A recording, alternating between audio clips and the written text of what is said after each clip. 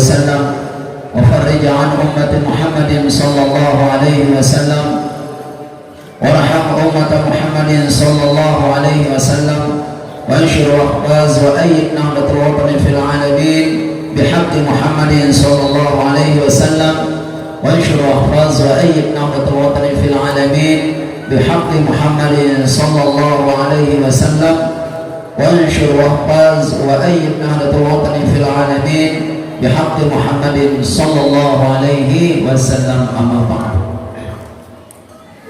Alhamdulillah, puji syukur kita sampaikan kehadirat Allah Subhanahu wa taala. Pada siang hari ini kita semua masih sehat,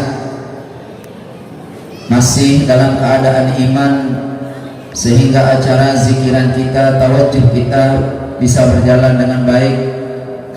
Tawajuh di bulan Rajab, mudah-mudahan Allah Subhanahu wa taala memberkahi kita. Allahumma shalli ala sayyidina Muhammad wa ala ali sayyidina Muhammad. Salawat dan salam terus menerus kita sampaikan kepada Nabi kita tercinta, Nabi Muhammad sallallahu alaihi wasallam, yang telah membimbing kita semua, membimbing manusia menuju jalan Allah Subhanahu wa taala.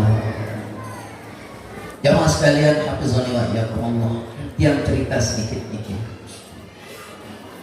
Dulu di majelis Nabi kita Muhammad sallallahu alaihi wasallam ada ayat dibaca oleh Nabi kita Muhammad sallallahu alaihi wasallam. Ayat itu di surat At-Taubah, tetapi di pertengahan ayat ya. Bismillahirrahmanirrahim. Wallazina yaknizuna az-zahaba wal fiddah wa la yunfiqu fi sabilillah fabashshirhum bi'adzabin alim. Al-ayat. Wallazina yaknizuna az-zahaba wal fiddah. Ini Nabi bercerita. Nabi bercerita tentang ayat Al-Quran ini. Kata Nabi, orang-orang yang yaknizuna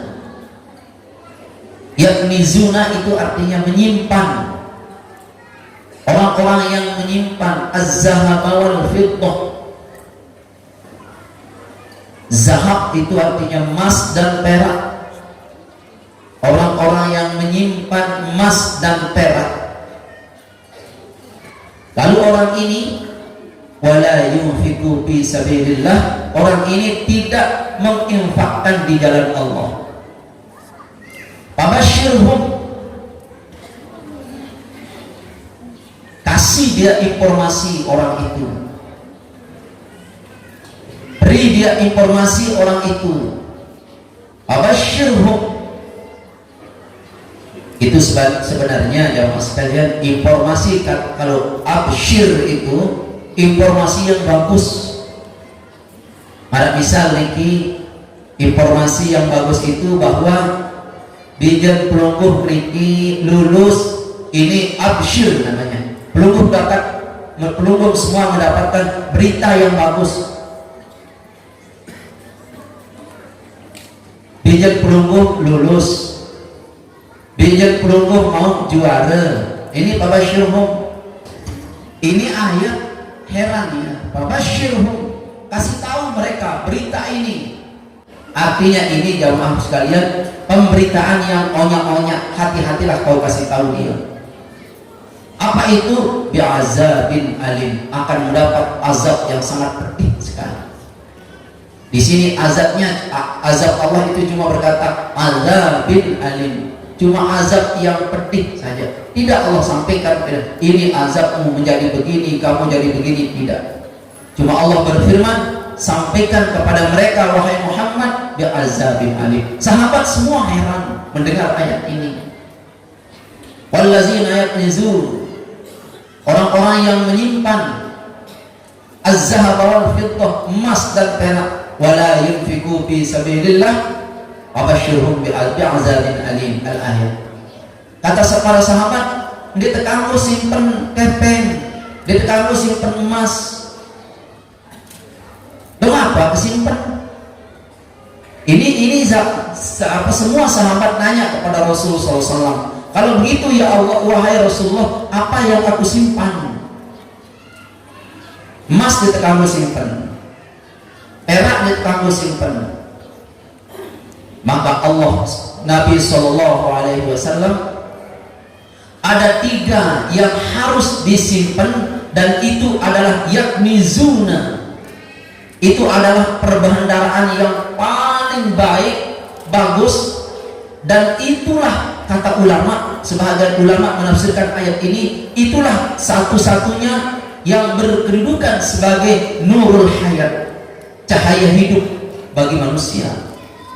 Yang 3 ini, itu yang kamu simpan. Yang 3 itu, yang mana?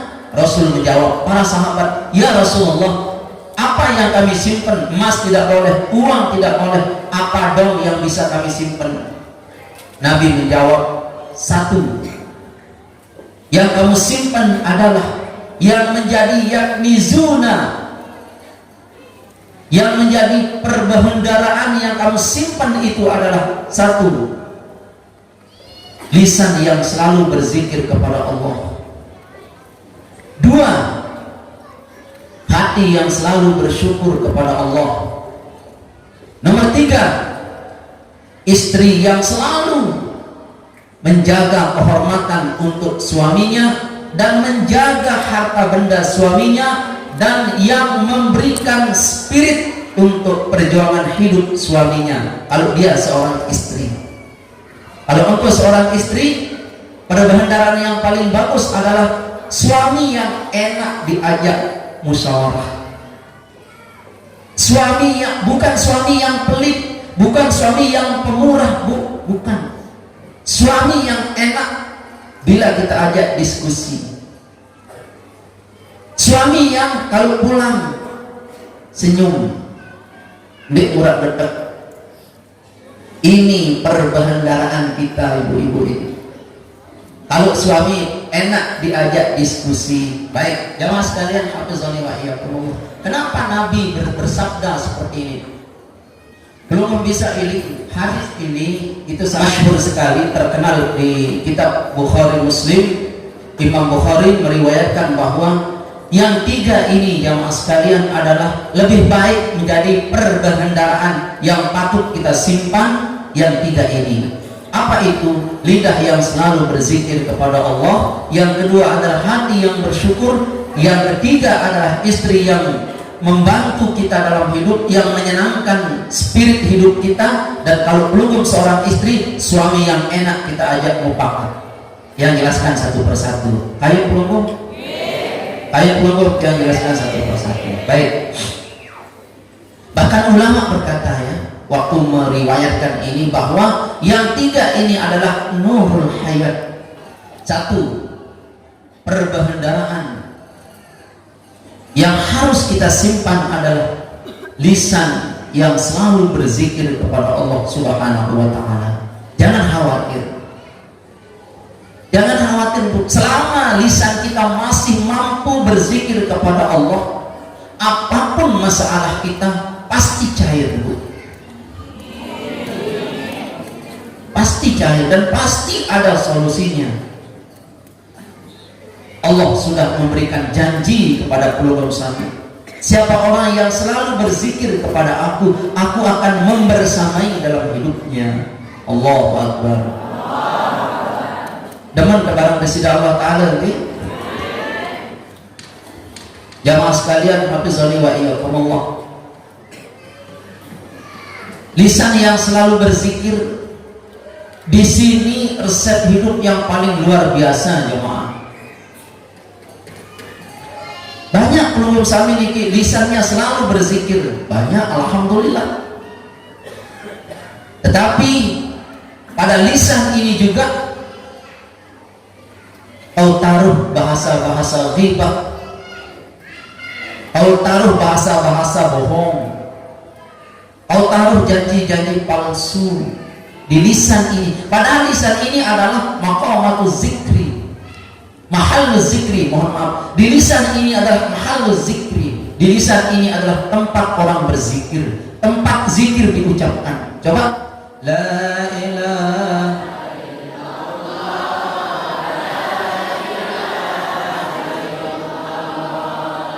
La ilaha illallah.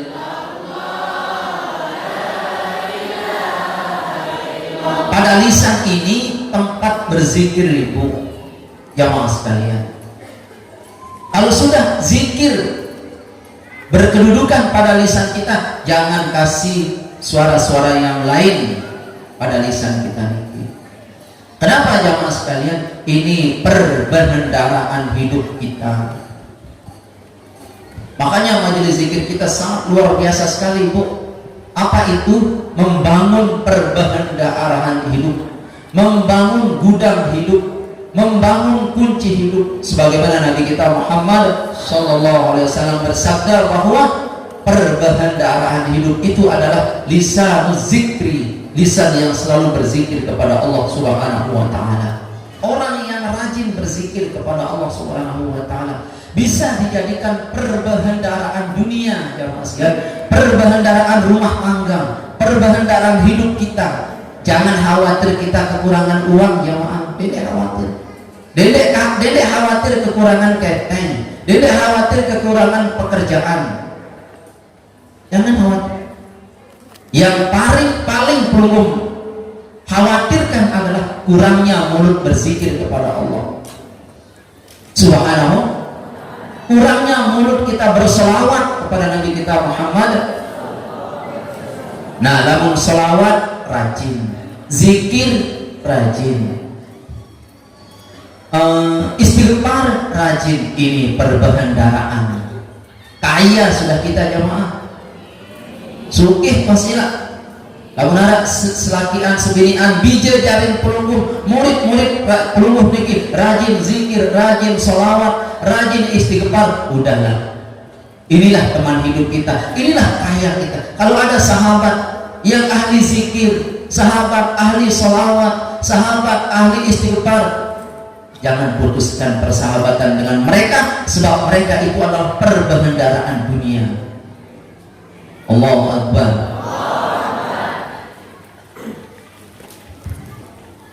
Yang tiga niki, membuat sesuatu yang tidak bisa jadi bisa, Bu. Yang tidak bisa jadi bisa. Apa itu? Di mulut kita selalu ada zikir, selalu ada istighfar, dan selalu ada sholawat. Walaupun pelungguh anak-anakku sekalian, anak kecil, tidak jadi masalah. Dedek kena lemak ke zikir sila, demi kau toa, lemak ke zikir kamu kau bajang. Jangan seperti itu. Itu ada ulama sedang mewuduk, ulama ini berdait kaca sumur. Ulama ini dalam perjalanan beliau mau wuduk, cari-cari sumur, berdait kaca sumur niki. Pas berdait bareng sumur, lalu sumur niki darat timba. Ulama ini cari timba, ngeliling cari timba, ini dait. Ulama ini mau wudhu, mau minum, sangat haus sekali ulama ini. Lalu datang anak kecil, ukur-ukuran kelas-kelas 1-2 sanawiyah lah, masih kode kadang gitu. Kata anak kecil ini, Assalamualaikum Ustaz. Waalaikumsalam. Tapi melek dari tuan guru. Wahai anak kecil, wahai anakku, saya mau minum, haus, dan saya mau wudhu. Ini kan air. Wahai anakku, air ini dalam kira-kira 1 meter lah. Dong, darat timba. Kata anak kecil niki, masa dia tahu baik tuan guru? Masa dia tahu baik air niki? Sekandar. Wahai anakku, kamu bilang air ini dangkal. Tidak, nak. Air ini kedalamannya 25 meter, harus tekan timba, nak. Kata anak kecil ini, tuan guru, kan diajarin Ustaz, berdoalah kepada Allah, air itu akan naik lagi. Kemudian tuan guru berdoa, anak dan Tapi kata orang ini jamaah sekalian, hafizani wa iyyakumullah, wahai tuan guru, wahai ustaz, aku bisa ambil air itu tanpa timba. Tuan guru terkejut, pacu nak, kamu bisa? Bisa pak, bisa. Bagaimana caranya? Nih ketean kelompok berdasar baik tuan guru, aneh ngajak berekan tuan guru, ngajak ini. Terus ulama, mohon maaf, anak kecil ini berdoa kepada Allah, tapi jaga baca guna angkus air niki, air sumur niki naik upus semper air sumur niki, no, dan dengar, tak tahu jadi tuan guru pergi mana? Ini mandi ada dan tuan guru nih, langsung tuan guru ini berserawuk, wudu, minum. Kata ulama ini, wahai anakku, apa ilmumu sehingga kamu bisa kalau hirup air itu, air pun naik. Apa ilmumu? Orang ini, anak ini menjawab, wahai tuan guru, aku selalu diajar oleh guruku agar mulutku ini tidak pernah berhenti bersolawat kepada Nabi Sallallahu Alaihi Wasallam. Karena mulutku ini terus menerus bersolawat kepada Nabi, terus bersolawat kepada Nabi, maka mulutku ini Allah izinkan membuat sesuatu yang jauh itu saya tarik lagi dia mendekat, sesuatu yang dalam saya tarik lagi dia pun naik ke permukaan, termasuk air sumur ini. Itu Allah izinkan disebabkan oleh mulutku ini tidak pernah berhenti berselawat kepada Nabi kita Muhammad Sallallahu Alaihi Wasallam. Kata anak ini, wahai tuan guru, andai pun aku berludah di lautan, dengan satu kali ludahanku itu 1 kilo, 2 kilo, bahkan sampai 50 kilo air laut itu tidak akan terjadi ombak, dia bisa berombak segala gara-gara air liur anak ini. Makanya ulama berkata begini jamaah sekalian, kalau kamu memiliki perkara-perkara yang sangat sulit, yang tidak mungkin akan terjadi, yang mustahil orang berkata ini tidak mungkin terjadi, mana bisa ini terjadi, maka kata ulama, bedakan mulutmu dengan mulut manusia biasa. Kalau mulut manusia biasa dia berkata Allahu Akbar cuma waktu sholat saja, tetapi di luar sholat pun kau mengucapkan Allahu Akbar kepada Allah. Selesai sholat itu orang berzikir, orang manusia biasa, tetapi kamu hendaklah berzikir setiap pagi, sore, siang, malam. Di mana orang itu tidur, kamu jangan tidur. Kamu sholat tahajud, kamu sholat tahajud, kamu sholat hajat, dan isi tahajud hajatmu dengan zikrullah. Di mana orang selalu makan, kalau di sela-sela orang makan itu kau berpuasa. Kalau begini amal-amalmu, lain amal-amalmu dengan orang-orang biasa, insya Allah hidupmu akan memiliki fasilitas yang sangat luar biasa. Amin Bu. Amin. Pak amin. Amin. Ya Rabbal. Kenapa jamaah sekalian, hafizani wa iyyakumullah? Karena semua yang Allah kuasai ini sangat ketergantungan kepada Allah Subhanahu wa taala. Air tergantung Allah, api tergantung Allah, terik, kedip tergantung Allah, istri kita tergantung Allah, suami kita tergantung Allah, usaha kita tergantung Allah, bisnis kita tergantung Allah, langit dan bumi tergantung Allah, mau-maunya Allah. Bukan dibalik Pak, bukan dibalik, bukan Allah tergantung api, bukan Allah tergantung air, bukan Allah tergantung kita, bukan. Tapi kita ini tergantung apa maunya Allah Bu. Mau sakit, wahai umat, sakitlah engkau jemaah sekalian. Hari ini semua majelis zikir Hisnul Manik senang. Amin. Kita milih senang ibu peninggi. Semua majelis zikir Hisnul Manik senang. Amin. Tergantung siapa? Allah. Tergantung Allah. Tapi kan Pak Ustaz, nggih nunas ibu, anak kan ayat ayat belum membaca nih ke. Nah, ibu ayat nih ke. Misalnya boleh nih ibu nih. Apa katanya? Itu aku tidak akan merubah satu kaum sebelum kaum itu merubah dirinya. Aku tidak mau merubah nasib satu kaum sebelum kaum itu merubah dirinya sendiri. Ibu dengar tiang ini. Itu makna zahiriahnya benar, Bu. Allah tidak merubah satu kaum sebelum kaum itu merubah dirinya. Waktu kaum itu merubah dirinya menjadi 5, tergantung maunya Allah. Allah mau merubah kaum itu. Waktu kaum itu mengadakan sebuah ikhtiari, sebuah usaha bahwa saya ini satu, saya maunya melompat menjadi 10 lompatan. Waktu kita berikhtiar melompat 10 lompatan, sungguh Allah maunya menjadi 20 lompatan. Nunas, waktu kita mau melompat menjadi 20, tergantung maunya Allah. Allah kasih belum kemampuan cuma 1 lompatan saja. Berubah memang, tetapi perubahan itu tergantung maunya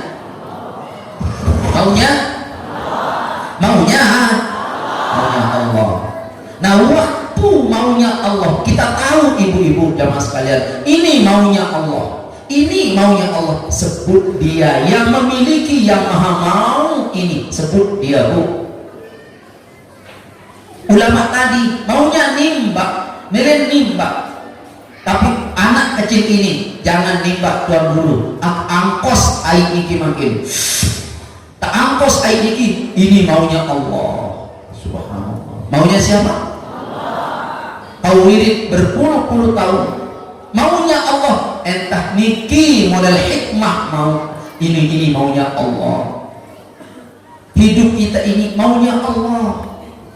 Makanya setiap pelungguh mau cepat-cepat kau sandarkan kepada maunya Allah. Maunya Allah cepat-cepat kau sandarkan maunya kita ini kepada maunya Allah. Aku ingin mauku ini wahai Allah, aku ingin berkemauan, berkeinginan supaya anakku sehat, istriku sehat, suamiku sehat.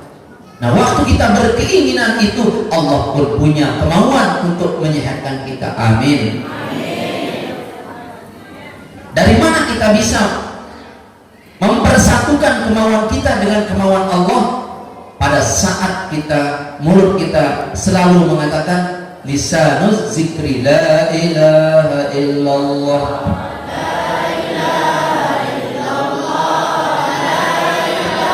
nah disinilah Allah turuti kemauan kita. Di sini pada selalu lisan kita berzikir. Itulah sebabnya Nabi berkata, perbendaharaan dunia itu apa? Pada lisan yang selalu berzikir. Alhamdulillah.